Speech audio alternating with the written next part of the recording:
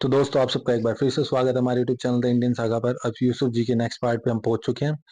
तो पिछले एपिसोड में थोड़ी सी कोई मतलब उसमें प्रॉब्लम रह गई थी वॉइस में, तो यूट्यूब ने फिर ब्लॉक कर दिए दोनों, जो कि एक पार्ट आ गया था और एक पार्ट में वो मुझे कटिंग करनी पड़ेगी, अदरवाइज तो फिर वो बिल्कुल ही ब्लॉक ही रहती। तो अब वो गलती दोबारा नहीं होगी, क्योंकि शायद मैं एडिटिंग में ही भूल गया था उसकी वॉइस को थोड़ा सा वो करना, चेंज करना। अदरवाइज वो छोटी से छोटी चीज के ऊपर भी अगर क्लियर भी लिख दो तो फिर वो वही करते हैं, और कोई दो दो बंदे कहते हैं। सिर्फ मेरे साथ ही हो रहा है, मैंने नोटिस करी है, बहुत लोगों के साथ नहीं हो रहा। इसका रीजन ये हो सकता है कि मैंने एक बार कोई दो चैनल से अपलोड किया, किसी ने मुझे कहा कि इस चैनल से करके देखो, तो मैंने किया, तो अलग अलग तरीके से फिर दो तीन बंदे कर रहे थे। जब एक से ज्यादा बंदे अगर आपके ऊपर कॉपीराइट क्लेम करते हैं तो वीडियो ब्लॉक हो जाती है।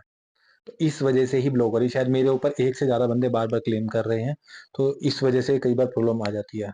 और मे भी मैंने शायद उस वीडियो के अंदर इस कॉपीराइट के बारे में ज्यादा बोल दिया हो, या शब्द सुनते हैं जैसे एल्गोरिदम वर्क करती है, तो उस वजह से भी थोड़ा हो सकता है। इसलिए मैं बचता हूँ कई बार ज्यादा बोलने से, या वो थंबनेल्स पे भी बहुत सारी चीजें ऐसी करने से।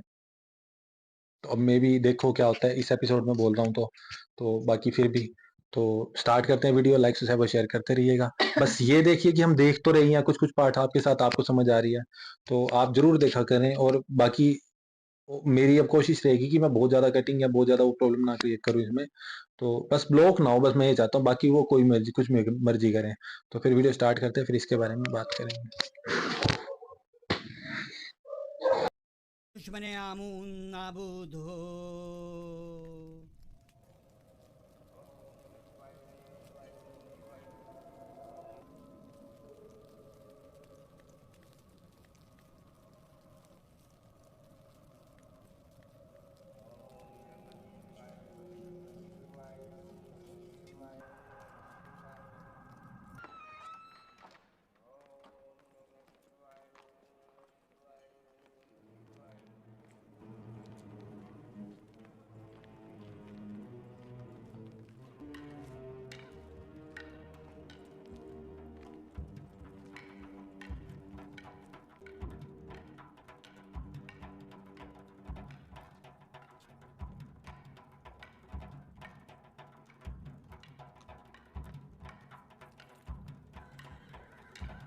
मेरी और आपकी दिली ख्वाहिश की बरक्स ये रोज बरोज मोतबर और अजीज तर होता जा रहा है।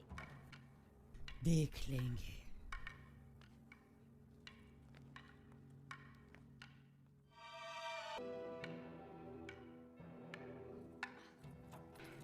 जब जो भी तलवार के साथ मशक करना तुम्हारे लिए दुश्वार है, तो सोचो कि फलादी शमशीर का वजन कैसे बर्दाश्त करोगे। कोई भी नासपरवरदा क्यों ना हो, मुसलसल मश्क से माहिर हो जाता है।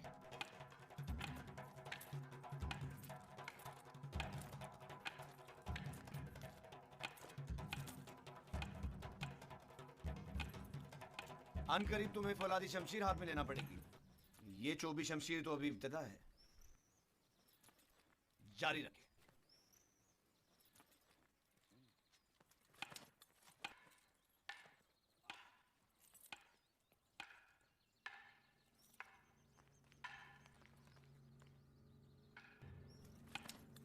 पहले भी कहा था, अब फिर कह रही हूँ, मैं इस फनाने गुलाम से मुतमईन नहीं। यूजारसिफ? जी हाँ, यूजार सीफ। वो मुस्तकबिल में आपके लिए मुश्किल खड़ी कर सकता है। मैंने देखा है कि वो किस तरह मोहब्बत में खुदाई आमून और परिस्थिति की रसूमात की तस्दीक करता है।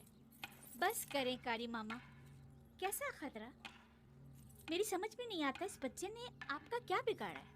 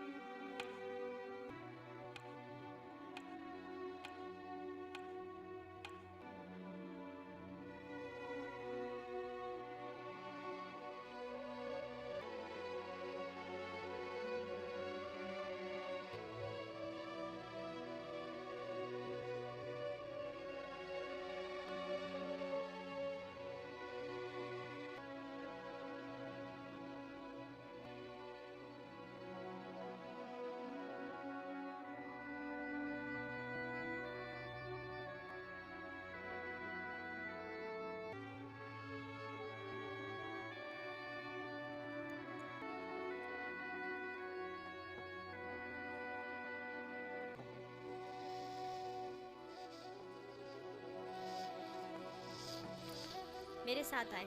मैं जानता हूँ ये चीजें कहाँ ले जानी चाहिए।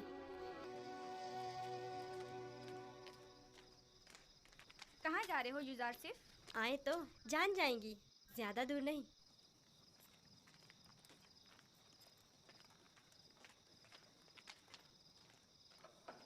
आ जाएं। आपके लिए खाना लाए हैं, ये सब आप ही के लिए है। ले लीजिए, लीजिए, लीजिए, ले लीजिए।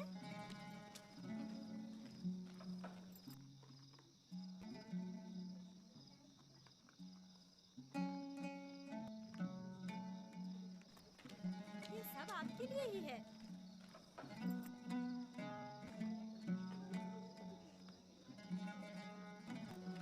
ले लीजिए ना।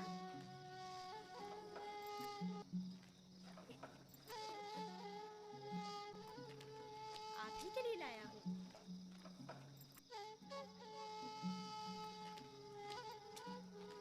लीजिए ना, आपके लिए तो लाया हूँ। ले लीजिए।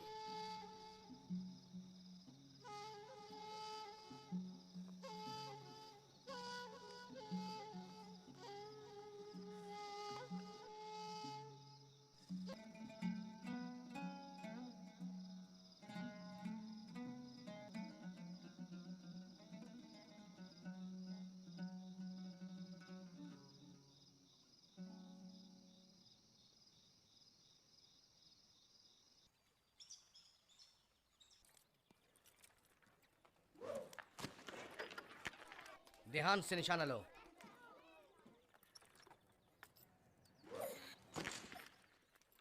आफरीन।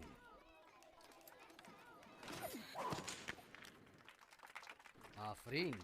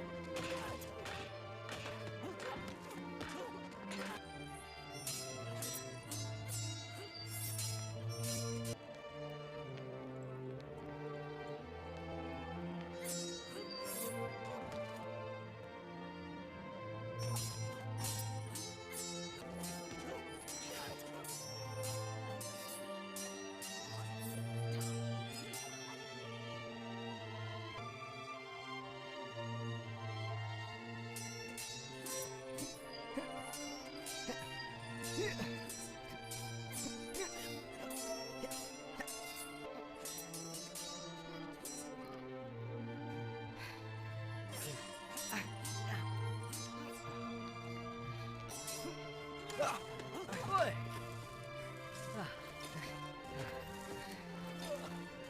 तुम मुझसे ज्यादा माहिर हो गए हो। युजारसीफ के लिए रुदामुन हमेशा एक उस्ताद रहेंगे।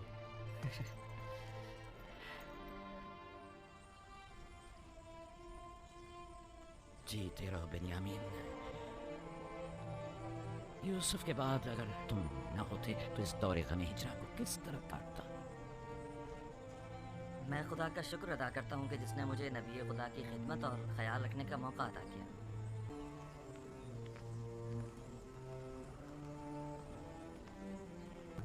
ये लो बेटा।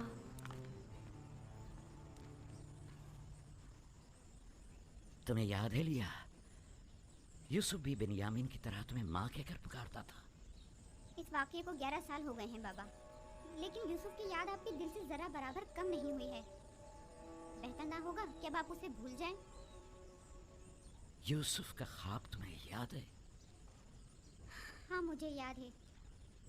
उसने आप, माँ और हमारे सारे भाइयों को अपने आगे सजदे की हालत में देखा था। ये सजदा यानी यूसुफ की बरतरी मुझ पर और मेरे अहले खाना पर, यानी यूसुफ मुझ पर हक विलायत रखता है। ये तो मुमकिन है कि अपने बेटे को भूल जाऊं, लेकिन वली खुदा को भूल जाऊं ये मुमकिन नहीं। या नबी खुदा, क्या एक पैगंबर दूसरे पैगंबर से बढ़कर हो सकता है? हाँ, अगर कोई पैगंबर दीगर अंबिया के आदाफ व मकासद को पाए तकमील तक पहुंचाए तो यकीनन वो उन पर विलायत बरतरी रखता है।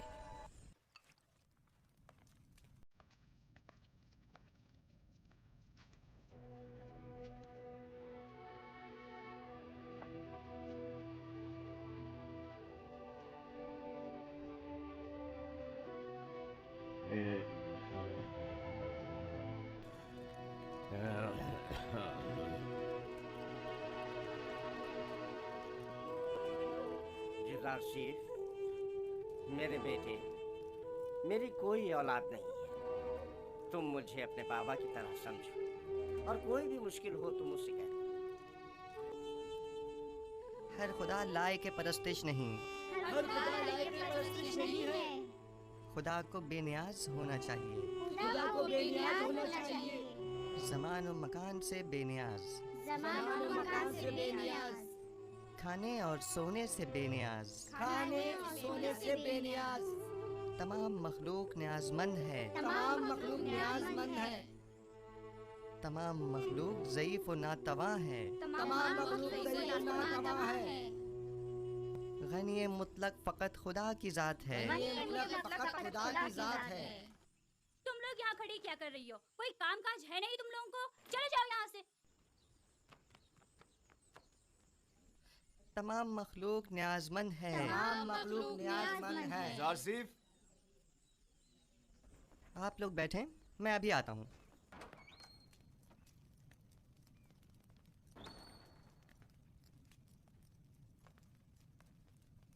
आली जनाब पुतिफार को मुझसे कोई काम था।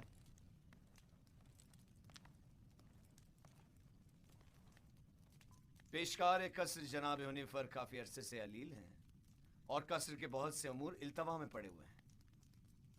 उनकी सेहतयाबी तक उमूर कसर की तमाम जिम्मेदारियां आप संभालेंगे। तुम यहाँ क्या कर रहे हो? मैं माजरत चाहता हूँ।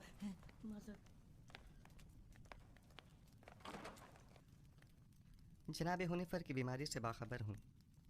इनकी हैदत को भी गया था। आप परेशान न हों, उनकी सेहतयाबी तक हद्दुल मकदूर फ़राइज़ की अंजामदही करूँगा। परेशान नहीं हूँ और मैं जानता हूँ कि तुम ये तमाम काम बआसानी संभाल सकते हो। सिपासगुजार हूँ, यह आपका हुस्न नज़र है।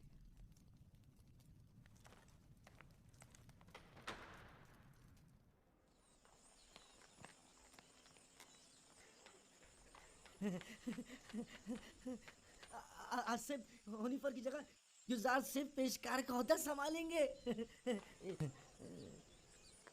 यकीन नहीं आ रहा ना? खुद सुना है इन्हीं कानों से, खुद जनाबे पोतीफार की जबान से। यकीन करो।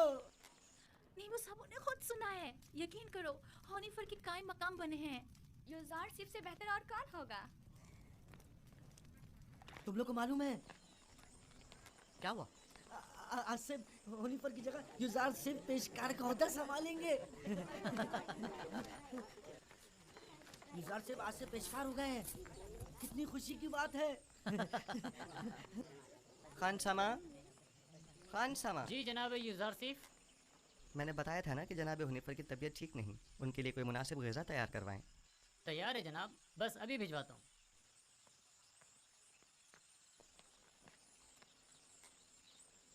आप लोगों को कोई काम नहीं? यहाँ खड़े क्या कर रहे हैं?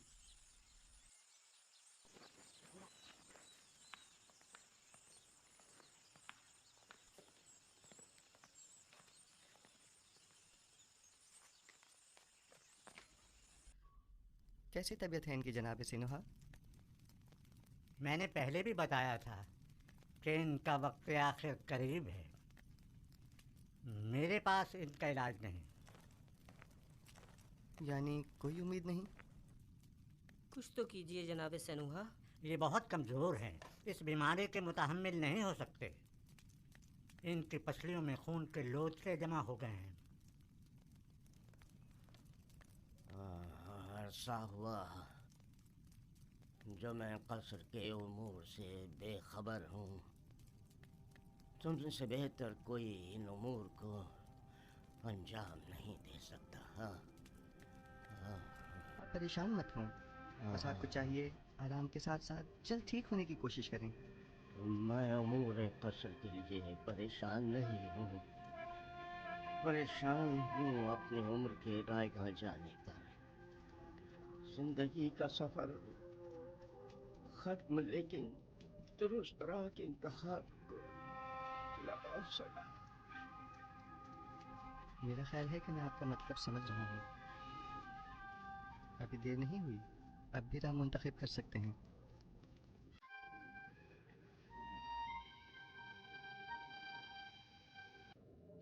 अच्छा, मुझे क्या करना चाहिए? मुझे बताओ युदासी। क्या आपने अच्छी तरह सोच लिया है? पिछले 11 सालों से तुम्हारे खुदा के बारे में सोच रहा हूँ। जब से तुम्हें इस कसर में देखा है तब से बस बहुत सोच लिया। अब सिर्फ ये बताओ कि मुझे क्या करना चाहिए। बताओ मैं क्या करूं? मुझे कुछ देर जनाब होने पर के साथ तन्हा छोड़ दें।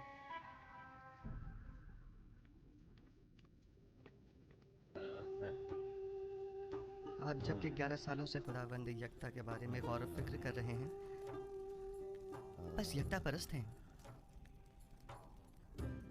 मुबारक हो। मैंने मुद्दतों उस खुदा से तन्हाई में बातें की।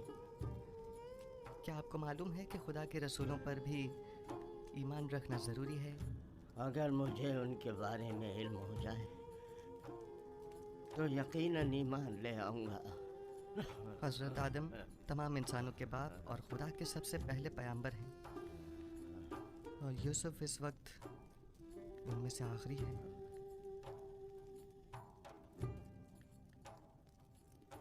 राशिफ, क्या कह रहे हो? यूसुफ तो तुम्हारा असली नाम है, यानी तुम पैगंबर हो।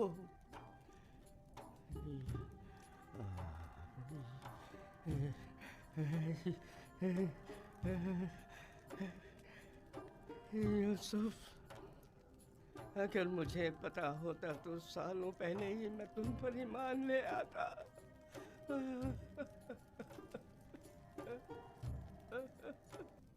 जनाब होने पर क्या कुफ्र शिर्क के खुदाओं से और बेजान बुतों से इज़हार बेजारी करते हैं?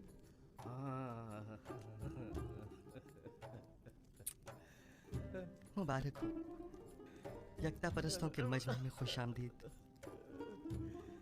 सालों पहले जनाब पुतिफार के हमरा आमून के पैरोकार की इबादत का शाहिद रहा हूँ, और देखा कि वो लोग अपने हाथों से तराशीदा मसनूई बुतों को किस तरह मुकद्दस गर्दानते हैं और अपनी ज़रूरियात को उनसे अर्ज़ किया करते थे।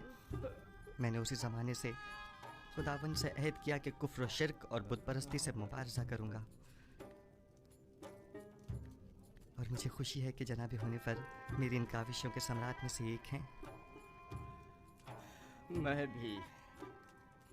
मैं भी खुश हूँ। क्या अगर दुनिया से चला जाऊं तो मेरा मकाम जहन्नम तो नहीं होगा ना? यकीन रखें, ये खुदा का वादा है कि अगर कोई अपनी ज़िंदगी के आखिरी लम्हे में भी शिर्क को तर्क करके खुदाई यकता पर ईमान ले आए तो उसका शुमार निजात याफ्ता में होगा।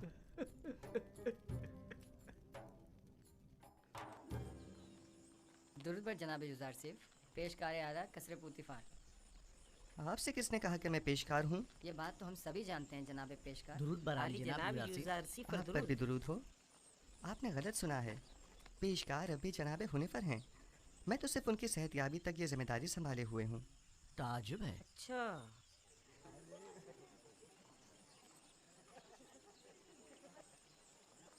बानो जुलेखा क्या देख रही हैं? कुछ भी नहीं देख रही। गोया कसर के ने पेशकार जनाब यूजार सिर्फ कुछ भी नहीं। कभी कभी तो आप अपनी हुदूद फलांग जाती हैं कारी मामा। याद रखें, हमेशा आपके ये तंज के नश्तर नजरअंदाज नहीं किए जा सकते।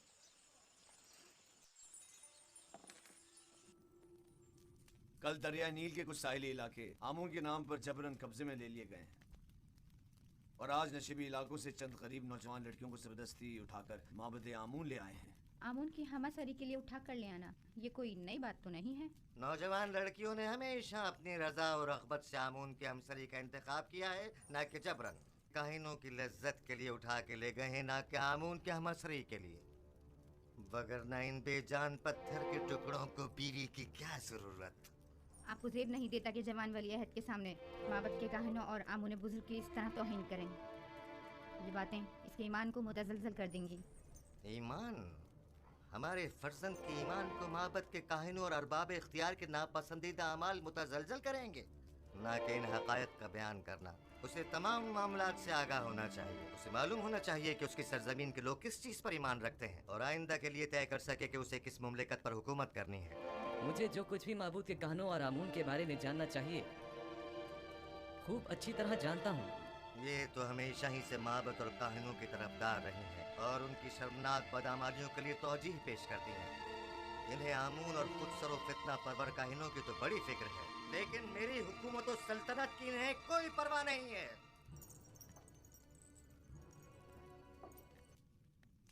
आली जनाब, काहिनों के आखिरी इक़दामात के ज़िम्न में मखसूसन क्या हुक्म फरमाते हैं? बहुत जल्द इस फितना और फसाद का खात्मा कर दूंगा और काहिनों की बिछाई बिसात को टिप्स में ही लपेट दूंगा। जितना जल्दी मुमकिन हो माबद पर हमले की इब्तिदाई तैयारियां मुकम्मल करें।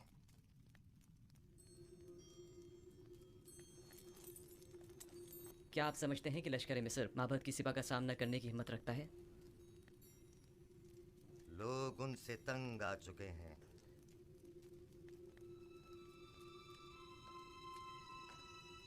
माबद अब वो साबिका मकाम व मंजिलत नहीं रखता। उनकी ताकत अब पहले जैसी परेशान कुन नहीं रही। खुदा को बेनियाज होना चाहिए, ज़मान व मकान से बेनियाज, खाने सोने से बेनियाज। तमाम मखलूक न्याज़मंद है, तमाम मखलूक ज़ईफ़ व नातवा है। गनी मुतलक फ़कत खुदा की ज़ात है।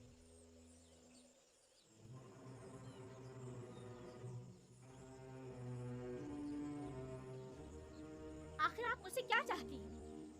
क्यों साई की तरह दिन रात मेरा पीछा करती हैं? नहीं मानो हुजूर, नहीं तो मैं बस अपना फर्ज समझती हूँ कि आपकी खिदमत के लिए हम वक्त मौजूद रहूँ।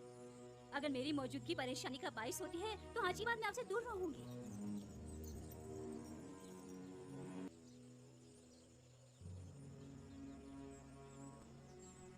तुम्हारा क्या ख्याल है किस लिए यूजारशिप पर इतनी कड़ी नजर रखी हुई है? पता नहीं, मैंने बारह ये मंजर देखा है। मुझे नहीं लगता कि निगाहों में कोई खास नियत पोशीदा हो सकती है। तुम्हारी बातें तो हुस्न नियत से ज्यादा हिमाकत पर मबनी होती हैं। चलो यहाँ से।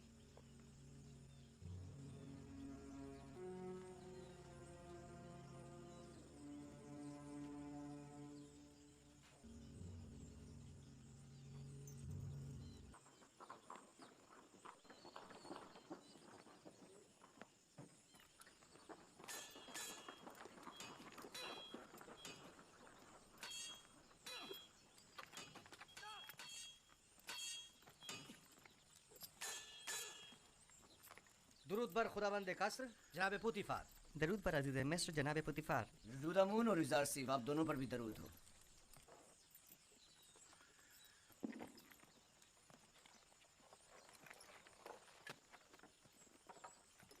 मैं चाहता हूं कि खुद को आजमाऊं। मेरे साथ जंग करोगे? जंग नहीं, लेकिन अगर आजमाइश का इरादा रखते हैं तो इम्तिहान ज़रूर दूंगा।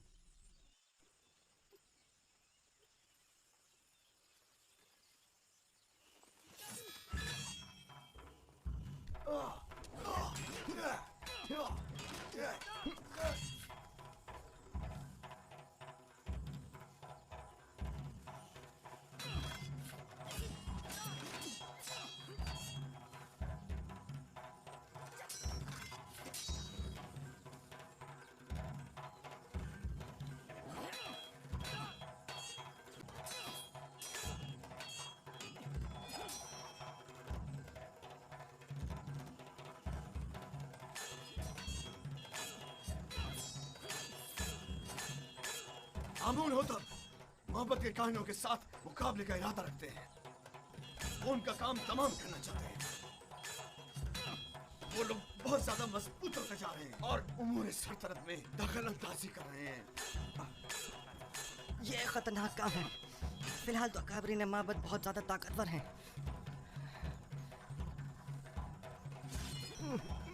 उन्होंने हतमी इरादा कर लिया है और मुझे भी अमाती लश्कर का हुक्म दे दिया है। इसका मतलब समझते हो? आमून होतब को चाहिए कि पहले कसर में माबद का नफूस को अवामिल से मुहतात रहें। आमून होतब की जिंदगी को खतरा है। उनकी जान की हिफाजत कीजिए और लम्हा भर को भी उनको तन्हा मत छोड़िए। खतरा? खतरा किसकी जानिब से? किसी की भी जानिब से हो सकता है। जनाब आमून होतब के कसर में हर फर्द। हाली जनाब, आमून होतब के दुश्मन तो हर जगह मौजूद है। मैंने बानूती को एक बार देखा है। वो आमून के मामले में बड़ी रासिख़ुल अक़ीदा हैं। ताज्जुब है। यही बात आज जनाब आमून होतब भी बानूती से गुस्से के आलम में कह रहे थे और उन्हें खाइन और माबद की तरफदार कहा। जनाब आमून होतब की जान को खतरा है। उनकी हिफाजत करें।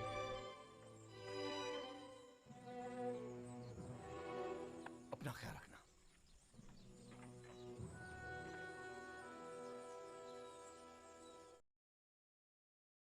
तो दोस्तों ये था चैप्टर जो कि काफी अच्छा था और इसमें ये बड़े भी हो गए यूसुफ जी। आपने देखा तो आपको, आप अपना बताओ कैसा लगा आपको आज का ये देखना एपिसोड? अब तक यूसुफ जी के जो भी हम देख रहे हैं चरित्र में जो जो जिन जिन लोगों को लिया है, मैं बैठे बैठे यही सोच रही थी कि मतलब कि खूबसूरती और टैलेंट इन लोगों को इस रोल के लिए दिया गया होगा, खूबसूरती के लिए। लेकिन मालिक की कितनी कृपा है कि खूबसूरती के साथ उनमें टैलेंट कितना है, वो रोल को कितनी बखूबी निभा रहे हैं। वो बात है, लेकिन कई चीजें होती है कि टैलेंट निभा लेना, लेकिन कई बार होता है कि चुना जाना, जो रिजेंबल करते हैं ना बहुत ज्यादा, मतलब उनको इसीलिए चुना गया होगा जब हमें असली वाला सब कुछ लग रहा है। बिल्कुल। शुरू से ही हम देख रहे हैं कि उनके दिल में गरीबों के लिए किस तरह से जगह थी, इस तरह से वो बचा हुआ खाना भी गरीबों के लिए। आपने सबसे इम्पोर्टेंस क्या देखी? वैसे तो जो इनका अभी बीच में हाफ में तो चैप्टर में छोटे वाले वो था और बाकी हाफ के अंदर वो जैसे बड़े हो गए थे, लेकिन छोटे होते टाइम जब वो देखा खाने की वेस्टेज थी, क्योंकि वो जब से देख रहे थे और वो बार बार मतलब उस खाने को इकट्ठा करके उनको पहुंचाने चले गए थे ना। और इवन जो हबशी थे वो वो तो और भी ज्यादा गुलाम की उसमें कैटेगरी में आते थे, तो वो उनको भी दिया उन्होंने भी, हाँ तुम भी लो, वो एतराज कर रहे थे। बट मोस्ट इम्पोर्टेंट सबसे बेस्ट जो सीन था ना वो ये था कि जो उनको वो मुनीफा जो वो थे उनके जो जिन्होंने कहा था कि भाई मैं अभी मेरी कोई औलाद नहीं है बचपन से ही, तो उस वक्त उन्होंने जब ये कहा ना कि भाई उनको अपने जीवन के अंतिम क्षणों में वो चिंता महसूस हुई कि भाई क्या मेरा जीवन वाकई सफल गया कि नहीं गया, और मीन्स आगे भी मेरे को कोई वैसे भाई भाई सही में ऐसा है कि नहीं है, क्योंकि मैंने इतने सालों तक सिर्फ आपके खुदाओं के बारे में सोचा है। तो वो इस चीज से इम्प्रेस हुए कि अगर इन्होंने कॉन्टिन्यूसली उस लेवल के परमात्मा के बारे में सोची, एक परमात्मा के बारे में, तो इसका मतलब इनका कंसंट्रेशन अलग था। और उन्होंने कहा भी था कि मैंने तुम्हारे मतलब अपनी वो क्या कहते हैं तन्हाई के अंदर मैंने उस खुदा से बहुत बातें करी हैं, मतलब किसी और से नहीं करी। तभी उन्होंने कहा ना कि भाई मुझे बता भाई मैं क्या करूं, भाई उन्होंने पूछा ना उनसे भी क्या मेरा ठीक था, तब उन्होंने उनको भेज दिया। तब ये बात थी कि वही बात यहाँ जो हम पहले बोल रहे थे, ज्ञानी से ज्ञानी मिले करे ज्ञान की बात। अपना राज उनके सामने तभी खोला जब देखा कि सामने वाला उसी ही कैटेगरी में आ चुका है। अदरवाइज तो जाके तो ओपनली बोल सकते हैं कि भाई मैं पैगंबर हूँ, लेकिन कोई मानेगा ही नहीं। लेकिन उन्होंने जब जिनके सामने बोलने की बात है, वही बात है ना, ज्ञान या आपके सामने हीरा है, तो वही बात है ना, उसी के सामने लाओगे जिसको उसकी कदर होगी। पानी की कदर उसको होगी जिसको पानी की बेहद प्यास होगी, उसके प्राण निकल रहे होंगे पानी के बिना। हाँ, तो वही इंपॉर्टेंस उनको पता लगी जब उन्होंने बोला कि मैं पैगंबर हूँ, मैं पहले आदम थे, अब आखिरी पैगंबर अभी तक के लिए तो मैं हूँ। तो फिर वो इतने इम्प्रेस हुए चीज से, और मतलब जैसे उनको यूं लगा कि भाई जैसे इतने टाइम तक वो मेरे साथ थे और मुझे पता नहीं चला। वही बात है ना, राज भी तभी खुलता है जब परमात्मा ही चाहता है। और काफी अच्छा था। और बाकी जो उनकी बाद में, अच्छा वो लेडी जो बार बार है, वो क्या नाम है उनका? जो उनकी हाँ दासी हैं। दासी, वो बार बार बड़ा ज्यादा मतलब उनका इंटरफेयर इतना ज्यादा है कि जान की जबरदस्ती आ रही है। और रीजन यही है कि वो जो लास्ट में बात कर ही रहे थे ना कि भाई ये उनसे ज्यादा ही इतना ज्यादा कांटेक्ट में है जो वो अमून के वो चाहने वाले हैं जो भी, या उनके हाँ खतरा है और उनके ऊपर भी वो खतरा है। तो इस चीज के लिए भाई इनका रोल उसके बीच में ज्यादा है, इसीलिए वो हर जगह बेझिझक घुसती रहती है बार बार। यही होगा कि वो वहां से न्यूज़ निकाल निकाल के देती होंगी। गद्दारी करती और होगी ना। काफी ज्यादा इंपॉर्टेंस तो यूसुफ जी की है ही है। जिस तरीके से फाइटिंग स्किल दिखाए काफी उस टाइम के हिसाब से बहुत अच्छे तरीके से उन्होंने परफेक्शन के साथ निभाया। और उनकी जो थॉट ऑफ वो प्रोसेस है, वही बात है जो वो सोचते हैं, वो अपनी सलाह दी उन्होंने पुतीफार जी को। तो वो भी इम्प्रेसिव था और उनको काफी अच्छा लगा कि ये चीज भाई एज ए सलाहकार भी ये बहुत अच्छी वो रखते हैं। वो तो उन्हें बचपन से ही पता था कि इनकी है ऐसी सोच। ये चीज बड़ी अच्छी लगी कि उनके आखिरी वक्त में उनको एक ज्ञान की नॉलेज हो गई आखिरी पीरियड एटलीस्ट में। एक एक्सेप्टेंस होगी ना, यकता प्रस्ती मीन्स एक हाँ। परमात्मा को मानने वाली बात होगी। तो काफी अच्छा एपिसोड था, सब सोचने होने वाला था इतिहास की उससे भी। तो बस इतना ही कहूंगा कि लाते रहेंगे ऐसे एपिसोड, क्या पता आगे और भी अच्छी चीजें आने वाली हैं। और हाँ, खास तौर पे याकूब जी का सीन, वो कितने आज तक 11 साल हो गए उनको हाँ। आए हुए तो। और वो बेनियामीन उनके भाई भी बड़े हो गए थे, उनको ये पता है कि अभी यूसुफ जी मतलब जिंदा है, तो क्योंकि उनको उनका पता था ना, इंतजार पता कर चल रहे गया हैं। था तो वो इंतजार ही कर रहे हैं। तो उन्हें पता है कि एक कारण से चुना जा रहा है, तो इतनी तो उन्हें वो है ही नॉलेज। तो फिर बस यही कहूंगा कि काफी अच्छा है, बहुत अच्छा सीरियल है। मतलब सही में सीरियल का वैसे कह लो आप, लेकिन इतिहास का ये जो हिस्ट्री है, हाँ। इस्लामिक हिस्ट्री का बहुत अच्छा एपिसोड है, मतलब बहुत अच्छी ठीक स्टोरी है। है। ऐसे ही हम इमोशनल हो जाते हैं ना जब हम रामायण देखते हैं। तो राम जी जब वनों में चले जाते हैं तो पीछे भरत उनके चरण पादुका सिंहासन पे रख के 14 साल उनकी तपस्या करते हैं क्योंकि राम जी आएंगे। तो इनको भी ये है कि यूसुफ एक दिन आएंगे। तो इंतजार तो अपने आप में भी एक अच्छी चीज भी है वैसे तो। तो बस इतना ही कहूंगा, ज्यादा ना बोलते हुए लाइक सब्सक्राइब और आप शेयर करते रहिएगा। ये सीरीज के एपिसोड लेके आते रहेंगे और भी आगे जो भी होगा वीडियोस करते रहेंगे। तो मिलते हैं जल्दी नेक्स्ट वीडियो में, काफी है, बाय।